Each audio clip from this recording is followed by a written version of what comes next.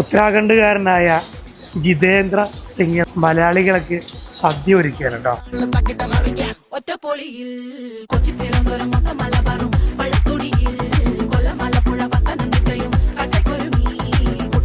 ഇന്ന് തുടങ്ങല്ലേ മക്കളെ.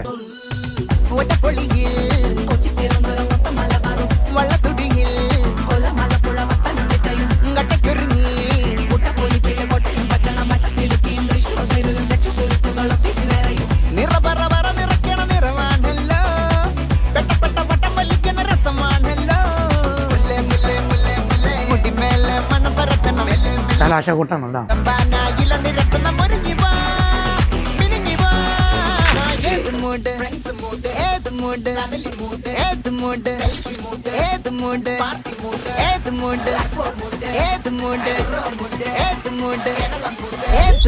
One more.